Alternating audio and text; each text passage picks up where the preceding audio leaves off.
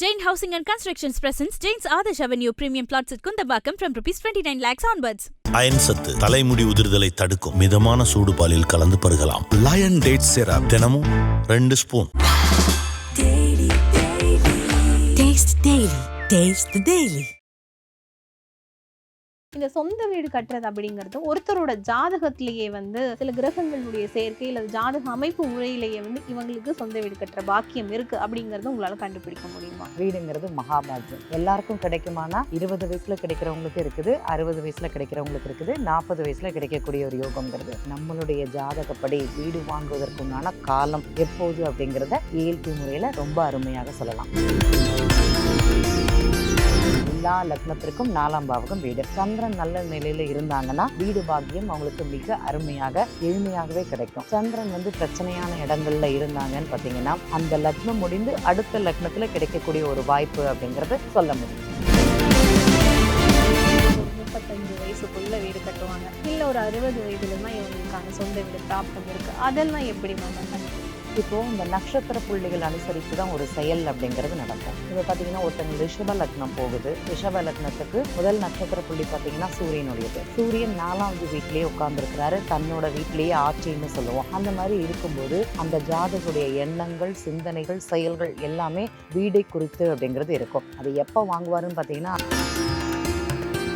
இந்த மீன ராசிக்காரங்க பார்த்தீங்கன்னா பிளாட் மாதிரி வீடு வாங்கணும்னு நினைப்பாங்க. பிளாட்ல தான் வாங்கணுங்கிற ஒரு அமைப்பு அப்படிங்கிறது அவங்களுக்கு இருக்குது. அதை வாங்கலாமான்னா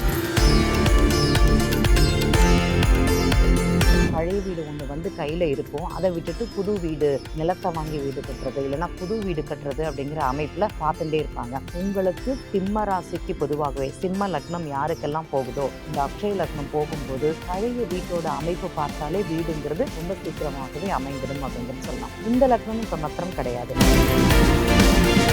மிக பெரிய அளவுல ஒரு மாளிகை மாதிரி ஒரு வீடு கட்டணும் அப்படிங்கிற ஒரு ட்ரீம் நிறைய பேருக்கு இருக்கும். அப்படியான ஜாதக அமைப்பு அப்படிங்கிறது எப்படி இருக்கும்? மிக பிரம்மாண்டமான ஒரு பலபலான்னு இருக்கிற மாதிரி, அப்படி ஒரு பங்களா மாதிரி அப்படி கண்ணாடியில இங்க பார்த்தா அங்க தெரியணும்னு சொல்லுவாங்க. இப்போ வீட்டுக்குன்னு பார்த்தீங்கன்னா செவ்வாய் பகவான் தான் எப்போதுமே நிலம் சார்ந்தது, மண் சார்ந்தது, மனை சார்ந்தது எல்லாத்துக்குமே முருகன் வழிபாடு அப்படிங்கிறது சிறப்பு. எனக்கு வீடு வாங்கக்கூடிய யோகம் அப்படிங்கிறது எனக்கு வேணும்னு யாரெல்லாம் நினைக்கிறீங்களோ முருகனுக்கு விளக்கேத்துங்க. இன்னைக்கு சென்னை பக்கத்துல உள்ள சிறுவாபுரி முருகன் அப்படிங்கிறது கோவில் தரிசனம் ரொம்ப ரொம்ப சிறப்பு. அங்க போயிட்டு வந்தாலே வீடு மனை பாக்கியம்ங்கிறது இருக்குது. என்ன பண்ணுவாங்கன்னா குட்டி குட்டி கல்லா பார்த்து வீடு கட்டி வைப்பாங்க. நீங்க பார்த்துருப்பீங்க. அந்த நண்பர் எனக்கு தெரியும். அந்த நண்பர் இப்படி குட்டி குட்டி கல்லா, ஏன்பா இப்படி பண்றேன்னு, எல்லாரும் வீடு கட்டியிருக்காங்க மேடம், வாங்க மேடம் நம்மளும் கட்டலாம், சரிங்க அப்படின்னு சொல்லிட்டு நாங்களும் ஒரு குட்டி குட்டி கல்லா எடுத்து வச்சோம். 6 மாதத்திற்குள் ஐபிசி பக்தி நேயர்களுக்கு இனிமையான இந்நேரத்து வணக்கங்கள். இன்று நம்மோடு ஏஎல்பி அஸ்ட்ராலஜர் உமா கேட்டிருக்காங்க. அவங்க கிட்ட நிறைய கேள்விகளை ஜாதகம் ரிலேட்டடா நம்ம கேட்டுக்கலாம். அம்மா வணக்கம். வணக்கம், எப்படி இருக்கீங்கம்மா? ரொம்ப நல்லா இருக்கேன், நீங்க எப்படி இருக்கீங்க? நல்லா இருக்கேன். நிச்சயமா பலருக்கும் மிகப்பெரிய கனவு என்ன அப்படிங்கிறதுனா சொந்த வீடு கட்டுறது தான். இந்த சொந்த வீடு கட்டுறது அப்படிங்கிறது ஒருத்தரோட ஜாதகத்திலேயே சில கிரகங்களுடைய சேர்க்கை அல்லது ஜாதக அமைப்பு முறையிலேயே இவங்களுக்கு சொந்த வீடு கட்டுற பாக்கியம் இருக்கு அப்படிங்கறத உங்களால கண்டுபிடிக்க முடியுமா? கண்டுபிடிக்க முடியும். இப்போ வீடுங்கிறது நீங்கள் சொல்கிற மாதிரி கல்யாணத்தை பண்ணிப்பாரு, வீட்டை கட்டிப்பாரு அப்படிங்கிறது சொல்லுவாங்க. வீடுங்கிறது மகாபாகியம். எல்லாருக்கும் கிடைக்குமானா 20 வயசுல கிடைக்கிறவங்களுக்கு இருக்குது, 60 வயசுல கிடைக்கிறவங்களுக்கு இருக்குது, 40 வயசுல கிடைக்கக்கூடிய ஒரு யோகம்ங்கிறது வீட்டுக்கு இருக்குது. நம்மளுடைய ஜாதகப்படி வீடு வாங்குவதற்குண்டான காலம் எப்போது அப்படிங்கிறத ஏஎல்பி முறையில் ரொம்ப அருமையாக சொல்லலாம். ஏன்னா வீடுங்கிறது ஒரு மேரேஜ் ஆயிடுச்சுன்னு வச்சுக்கோங்களேன், ஒரு 30 வயசுலேருந்து 35 வயசுலேருந்து அந்த வீடு சார்ந்த சிந்தனைகள் அவங்களுக்கு அதிகமாகவே இருக்கும் இல்லைங்க. ஒரு 6 வருஷம் கழிஞ்சு தான் உங்களுக்கு அந்த வீட்டோட அமைப்பு அப்படிங்கிற மாதிரி அவங்க ஜாதகத்தில் பார்த்துட்டாங்கன்னா அதற்குண்டான பொருள் சேர்க்கை, திட்டமிடுதல் அப்படிங்கிறது அவங்க வாழ்க்கையில் நடந்துகிட்டே இருக்கும். தேவையில்லாத டென்ஷன் அப்படிங்கிறது அங்கே இருக்காது. வீடுக்குண்டான காலங்கள் அப்படிங்கிறது நம்ம ஏஎல்பி முறையில் அழகாக சொல்லலாம். இப்போ உதாரணமாக ஒருத்தங்களுக்கு மேஷ லக்னம் போகுதுன்னு வச்சுக்கோங்களேன், 4ஆம் பாவகம் அப்படிங்கிறது வீடு. எல்லா லக்னத்திற்கும் 4ஆம் பாவகம் வீடு. சந்திரன் நல்ல நிலையில் இருந்தாங்கன்னா வீடு பாக்கியம் அவங்களுக்கு மிக அருமையாக எளிமையாகவே கிடைக்கும். சந்திரன் வந்து பிரச்சனையான இடங்கள்ல இருந்தாங்கன்னு பார்த்தீங்கன்னா அந்த லக்னம் முடிந்து அடுத்த லக்னத்துல கிடைக்கக்கூடிய ஒரு வாய்ப்பு அப்படிங்கிறது சொல்ல முடியும் நமக்கு. நிச்சயமா. வேற இப்ப நீங்க சொல்றீங்கல்ல, இந்த இந்த கரெக்ட்டா இந்த வயசுக்குள்ள ஒரு 35 வயசுக்குள்ள வீடு கட்டுவாங்க. இல்ல ஒரு 60 வயதுல தான் இவங்களுக்கான சொந்த வீடு பிராப்தம் இருக்கு. அதெல்லாம் எப்படி மேம் அந்த கண்டுபிடிப்பீங்க? இப்போ இந்த நட்சத்திர புள்ளிகள் அனுசரித்து தான் ஒரு செயல் அப்படிங்கிறது நடக்கும். இப்போ பார்த்தீங்கன்னா ஒருத்தங்க ரிஷப லக்னம் போகுது. ரிஷப லக்னத்துக்கு முதல் நட்சத்திர புள்ளி பார்த்தீங்கன்னா சூரியனுடையது. சூரியன் 4வது வீட்டிலேயே உட்கார்ந்துருக்கிறாரு. தன்னோட வீட்டிலேயே ஆட்சின்னு சொல்லுவோம். அந்த மாதிரி இருக்கும்போது அந்த ஜாதகருடைய எண்ணங்கள், சிந்தனைகள், செயல்கள் எல்லாமே வீடை குறித்து அப்படிங்கிறது இருக்கும். அதை எப்போ வாங்குவாருன்னு பார்த்தீங்கன்னா அந்த லக்னம் ஆரம்பித்து 2வது வருடத்துல அந்த வீடு வாங்கக்கூடிய அந்த பாக்கியம் அப்படிங்கிறது அவங்களுக்கு இருக்கும். இல்லைங்க 2 வருஷம் ஆச்சு நான் வாங்கலை.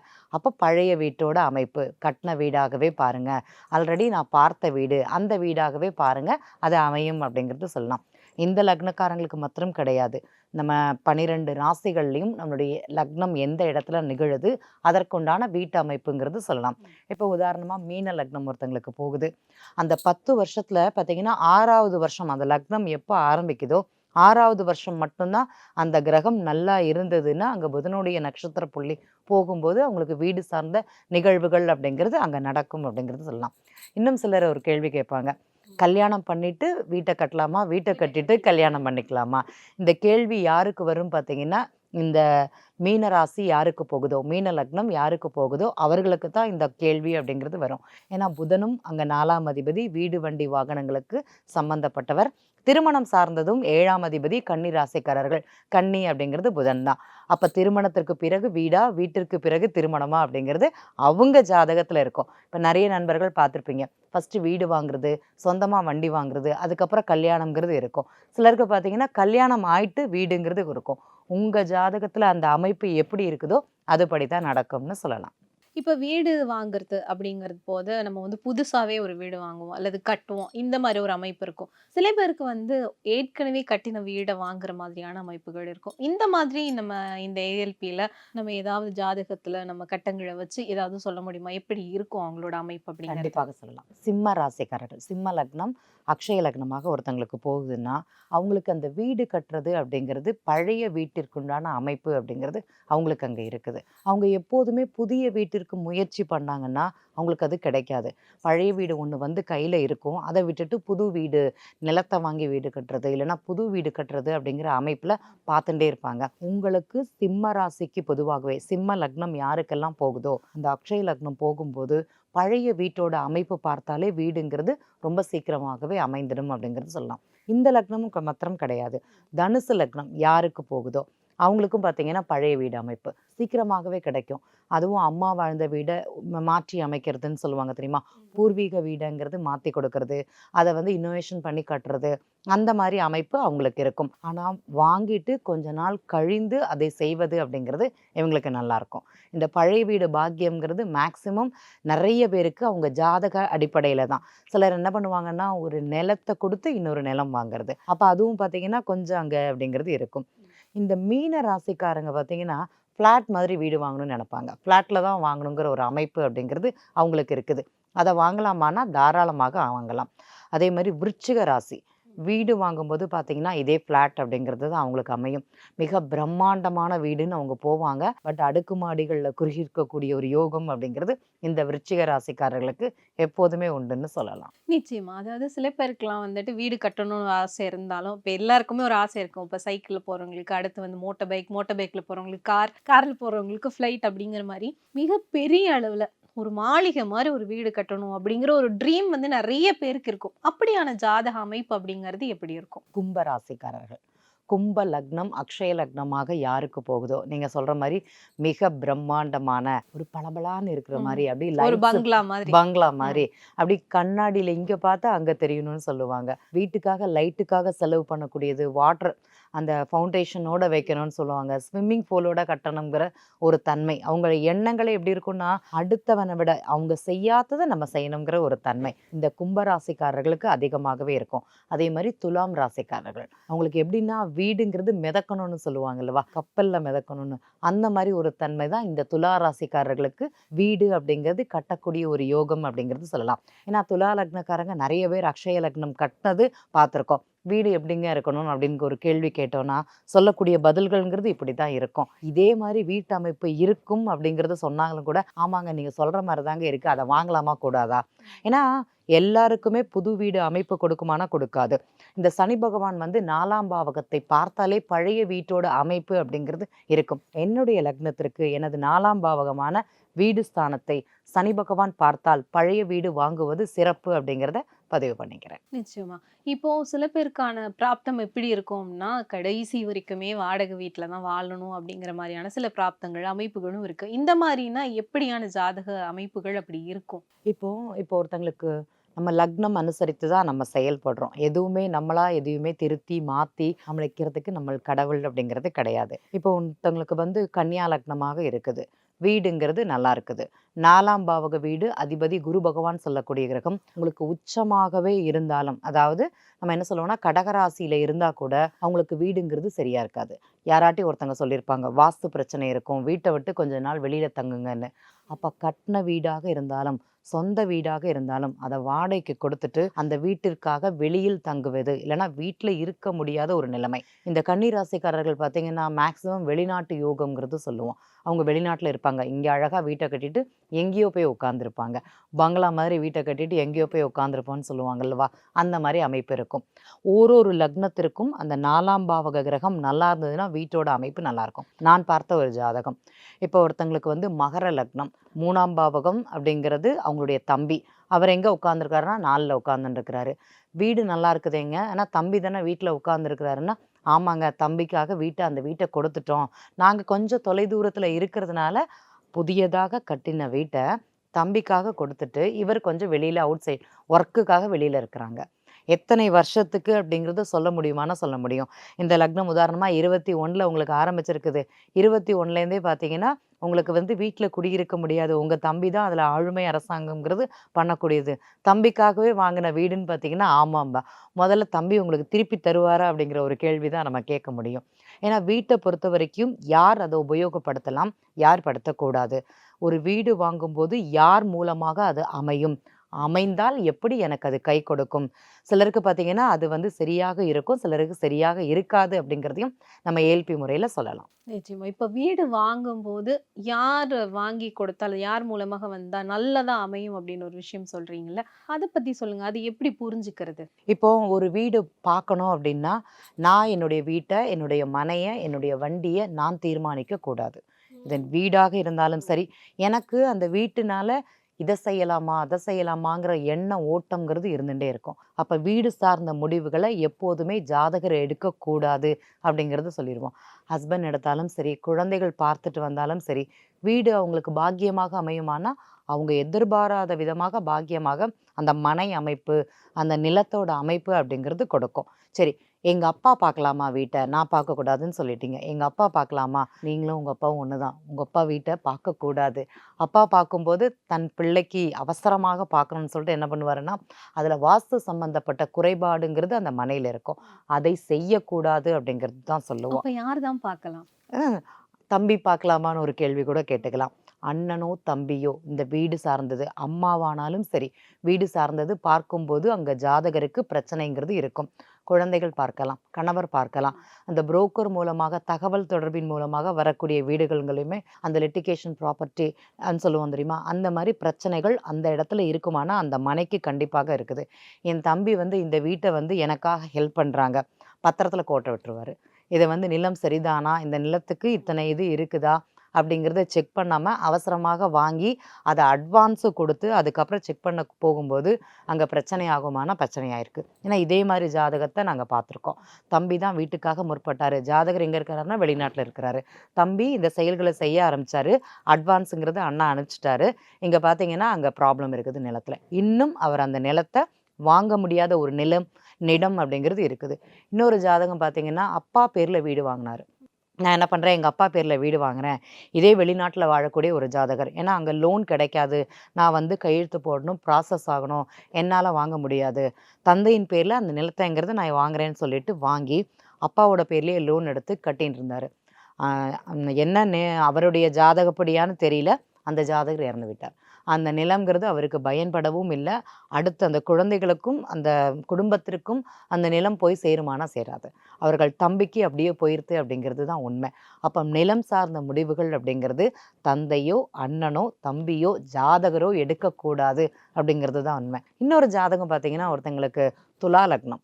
துலா லக்னம் வந்து 7ஆம் அதிபதின்னு சொல்லக்கூடியது செவ்வாய் நல்லா இருக்குது லக்னத்தில். திருமணம், இது வந்து திருமணம் அப்படிங்கிறத விட வீடு சார்ந்த நிகழ்வுகள் கணவன் மூலமாகவே நடக்கக்கூடிய ஒரு வாய்ப்புங்கிறது இந்த ஜாதகத்துக்கு இருக்கு. ஏன்னா செவ்வாய் வந்து தனது 4ஆம் பார்வையாக வீட்டை பார்க்கறதுனால அந்த அமைப்பு நல்லா இருக்குது. 5ஆம் அதிபதின்னு சொல்லக்கூடிய சனி பகவான் 2ஆம் இடத்துல இருந்து 4ஆம் இடத்தை பார்க்குறாரு. பழைய வீட்டோட அமைப்புன்னு சொல்லலாம். திடீர் யோகமாக எப்போ உங்களுக்கு கன்னியா லக்னத்துலேருந்து துலா லக்னம் மாற்றம் அடைஞ்சதோ அப்போ வீடுங்கிறது அமைஞ்சது. அவங்கள்ட்ட கேட்டது, வீடு நீங்கள் பார்க்கல அப்படின்னு. இல்லை நான் பார்க்கல. உங்களுக்கு வந்து குழந்தைகளும் அவங்க ஹஸ்பண்டும் பார்த்து கொடுத்தாரான்னா, ஆமாம் அவங்க 2 பேரும் தான் பார்த்தாங்க, முடிவு அவங்க தான் பண்ணாங்க அப்படின்னு. லோன் என்னமோ ஜாதகருடைய பேரில், ஆனால் 2 பேரும் பார்த்ததுங்கிறது அந்த ஜாதகருடைய கணவரும் குழந்தைகள் மட்டுமே. அப்படி பார்த்தா அமையுமானா நன்றாகவே அமையும். அது அவங்களுக்கு லாபமாகவும் இருக்கும், ஒரு யோகமாகவும் அமையும் அப்படிங்கிறது சொல்லலாம். நிச்சயமா. இப்போ வந்து வாடகை வீட்டிலே இருக்கிற பிராப்தம் இருக்கிறவங்களுக்கு வந்து கண்டிப்பா மிகப்பெரிய ஒரு ஆசை. அதேபோல ஒரு கனவாவே இருக்கும் இந்த சொந்த வீடு வாங்கணும் அப்படிங்கிறது. இந்த மாரி சொந்த வீடு வாங்கணும் அப்படின்னு சொன்னா, இவங்க என்ன மாரியான பரிகாரங்கள செய்யலாம்? இப்போ வீட்டுக்குன்னு பார்த்தீங்கன்னா செவ்வாய் பகவான் தான் எப்போதுமே நிலம் சார்ந்தது, மண் சார்ந்தது, மனை சார்ந்தது எல்லாத்துக்குமே முருகன் வழிபாடு அப்படிங்கிறது சிறப்பு. எனக்கு வந்து வீடு வாங்கக்கூடிய யோகம் அப்படிங்கிறது எனக்கு வேணும்னு யாரெல்லாம் நினைக்கிறீங்களோ, முருகனுக்கு விளக்கேத்துங்க. 6 தீபம் அப்படிங்கிறது போடுங்க. செவ்வாய்க்கிழமையில போடுங்க. அந்த செவ்வாய் ஹோரைன்னு சொல்லக்கூடிய நேரங்கள்ல அந்த தீபம் ஏற்றுவது அப்படிங்கிறது நல்லாயிருக்கும். அந்த ஒரு நாள்ல இத்தனை நேரம்ங்கிறது செவ்வாய் ஹோரைங்கிறது வரும். நம்ம பஞ்சாங்கம் இன்னைக்கு வந்து பார்க்கக்கூடிய நண்பர்கள் எல்லாருமே அரை ஜோதிடர்கள்னு சொல்லலாம். ஏன்னா அவங்க நேரம் பார்த்துப்பாங்க. கொடுக்கக்கூடிய தகவல்கள்லேருந்தே அவங்களே குறிப்பு அப்படிங்கிறது எடுத்துப்பாங்க. பஞ்சாங்கத்தில் அன்றைய இதில் வந்து செவ்வாய் ஹோரை அப்படிங்கிறது வரும்.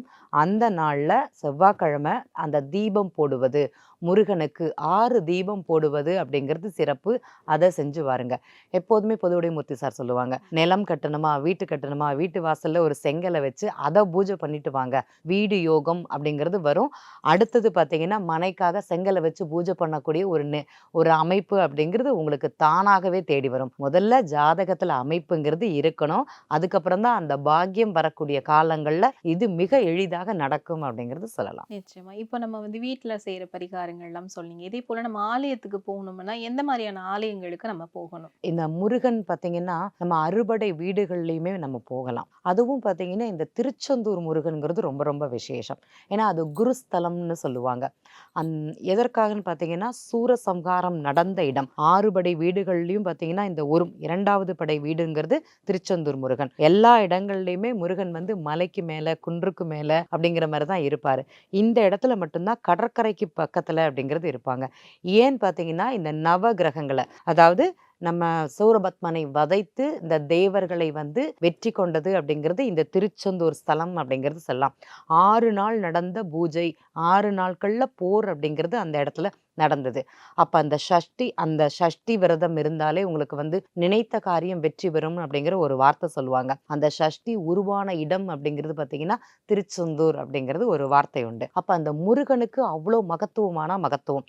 நீங்க எந்த ஒரு செயல் செஞ்சாலுமே குருவுடைய அனுகிரகம் தேவை அப்படிங்கிறது முன்னோர்களுடைய வாக்கு. நீங்க யாரை வேணா குருவா வச்சுக்கோங்க. அப்பாவை குருன்னு சொல்லலாம். எனக்கு ஒருத்தங்க அட்வைஸ் பண்றாங்க, அவங்க குருன்னு சொல்லுவாங்க. நான் ஒரு சின்ன குழந்தையாலும் சரி, ஒரு வாக்கு கேட்குறேன், அந்த குழந்தை சொன்னதை நான் அனுசரிக்கிறேன், அது எனக்கு குரு தான். ஏன்னா குரு பகவானே அங்க இருந்து தவம் இருந்து முருகனை வேண்டி இருந்த ஸ்தலம் தான் அந்த திருச்செந்தூர். ஏன்னா நவகிரகங்கள்ல குரு பகவான் அப்படிங்கிற ஒரு கிரகம் இருக்குது. அவரே வந்து முருகனை வேண்டி இருந்த ஸ்தலம், விடுதலைக்காக, வெற்றிக்காக. அந்த வெற்றி அடைந்தது திருச்செந்தூர் முருகன். அப்ப அந்த இடத்துல வேண்டது அப்படிங்கிறது சிறப்பு. இன்னைக்கு சென்னை பக்கத்துல உள்ள சிறுவாபுரி முருகன் அப்படிங்கிறது கோவில் தரிசனம் ரொம்ப ரொம்ப சிறப்பு. அங்க போயிட்டு வந்தாலே வீடு மனை பாக்கியம்ங்கிறது இருக்குது. ஒரு நண்பர் என்ன பண்ணாங்கன்னா, நான் கண்ணால் பார்த்தேன். மருதமலை முருகன் கோவிலுக்கு போனோம். இன்னைக்கு எல்லா முருகன் கோவில்லையுமே என்ன பண்ணுவாங்கன்னா, குட்டி குட்டி கல்லா பார்த்து வீடு கட்டி வைப்பாங்க. நீங்க பார்த்துருப்பீங்க. நானும் செஞ்சிருக்கேன், நானும் பார்த்துருக்கேன். அந்த நண்பர் எனக்கு தெரியும். அந்த நண்பர் இப்படி குட்டி குட்டி கல்லா ஏன்பா இப்படி பண்றேன்னு, எல்லாரும் வீடு கட்டியிருக்காங்க மேடம், வாங்க மேடம் நம்மளும் கட்டலாம் அப்படின்னு சொல்லிட்டு, சரிங்க அப்படின்னு சொல்லிட்டு நாங்களும் ஒரு குட்டி குட்டி கல்லா எடுத்து வச்சோம். 6 மாதத்திற்குள் அவருக்கு வீடு மனை பாக்கியம்ங்கிறது கிடைச்சது. இது நடந்த உண்மை. அந்த நண்பரே கமாண்ட் அப்படிங்கிறது போட சொல்லலாம். ஏன்னா இது ஒரு நபருக்காக மட்டுமே கிடையாது. நிறைய நண்பர்கள் இதை வந்து ஃபாலோ பண்றாங்க. அந்த இடத்துல முருகனுடைய ஸ்தலத்துல அந்த கல்லை அடுக்கி வைக்கும்போது வீடு கட்டுவதற்குண்டான யோகத்தை பகவான் கொடுக்குறாரானா கொடுக்குறார். குன்று இருக்கும் இடமெல்லாம் குமரன் இருக்கும் இடம் அப்படிங்கிறது சொல்லுவாங்க.